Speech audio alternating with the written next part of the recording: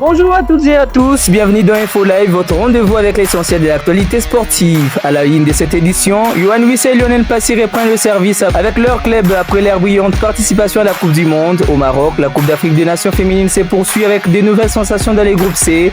Nous ferons également le point sur la situation du championnat national de la RDC et puis la poursuite de la pré-saison du Real sous José Mourinho. C'est parti pour ce premier numéro d'Info Live Sport sur les antennes de Bluesat et ses chaînes partenaires.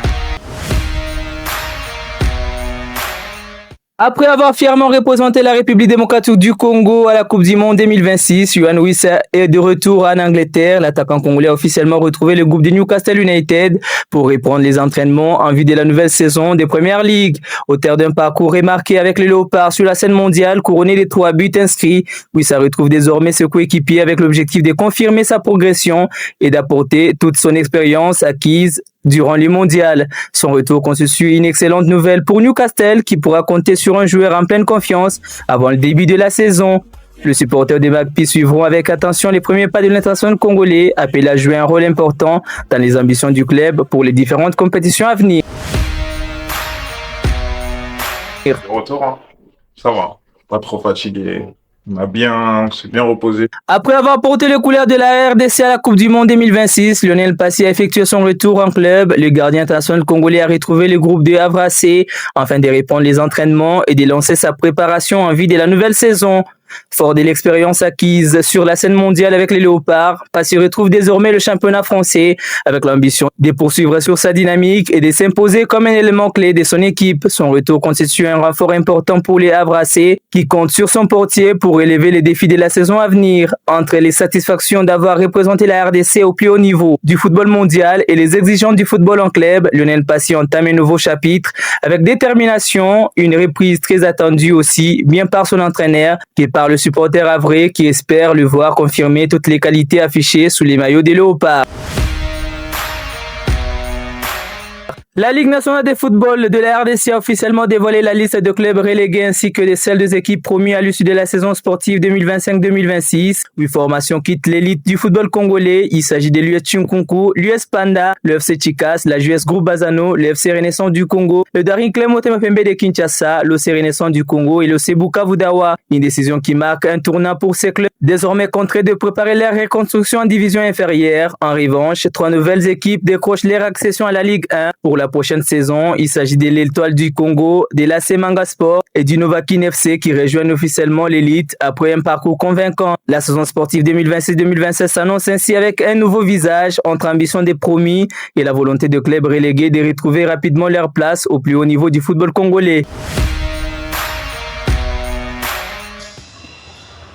C'est un véritable festival offensif et une démonstration des forces qui ont marqué l'ouverture du groupe C de la Coupe d'Afrique des Nations féminines au Maroc. Pour les rentrées en lice, les Copper Queens de la Zambie n'ont fait qu'une bouchée de l'Égypte en s'imposant sur le score sans appel de 6-0. Puis les Égyptiens ont limité la casse en première période en encaissant qu'un penalty de Rachel Al-Nachoula à la 25e minute. Elles ont totalement pris de l'eau au retour des vestiaires. Le grand tournoi de ces matchs porte le nom de Barba Banda, l'attaquante vedette d'Orlando Pride et capitaine zambienne a survolé la rencontre en inscrivant un quadruplé retentissant.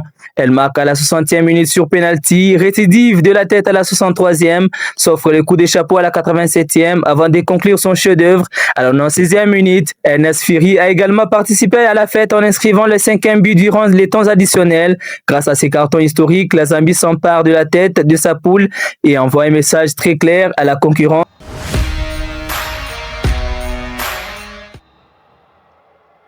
Énorme sensation à la Coupe d'Afrique des Nations 2026. Le Malawi a créé la surprise en faisant tomber le Nigeria, champion d'Afrique en titre, sur le score de 3-2 lors de son entrée en liste dans le groupe C. Une victoire historique pour les Scorchers qui disputent leur toute première phase finale de la compétition. Après une première période sans but, Temoa Chawing a fait parler son talent en inscrivant un triplé au 73e, 79e et 95e minute, offrant un succès retentissant au Malawi. Le Nigeria a tenté de revenir grâce à Rachida Ajibade sur pénalty à la 92e minute, puis Uche Nakanu a réduit une nouvelle fois l'écart à la 99e, mais les Super Falcons n'ont pas réussi à éviter cette défaite inattendue. Ces résultats constituent l'un des plus grands exploits de l'histoire récente de la CAN féminine. Le Malawi lance idéalement son aventure continentale avec 3 précieux points, tandis que le Nigeria devra impérativement réagir lors de sa prochaine sortie pour préserver ses ambitions de conserver son titre. Terminons par cette nouvelle année internationale. Le Real Madrid continue d'afficher de solides certitudes durant sa préparation estivale. Opposé à Leganés en match amical, les merengues se sont largement imposés sur le score de 4-1, confirmant les premiers effets de travail de José Mourinho à la tête de l'équipe. Les Madrilèns ont ouvert le score dès la 21e minute grâce à Federico Valverde, avant que Gonzalo Garcia n'efface le break. 4 minutes plus tard, Leganés a réduit l'écart à la 36e minute par Garcia, mais le Real a repris sa marche en avant en seconde période. Franco Mastantuono a inscrit son but à la 58e minute avant qu'un but contre son camp de Pulido à la 60e ne scelle définitivement la victoire des merengues. Un succès convaincant qui permet au Real Madrid de poursuivre sa préparation avec confiance en attendant les débuts officiels de la saison. C'est la fin de cette édition sportive. Merci de nous avoir suivis. Rendez-vous très bientôt pour une nouvelle édition avec toute l'actualité sportive vérifiée. Excellente suite des programmes, info live, l'information sportive en temps réel. À très bientôt.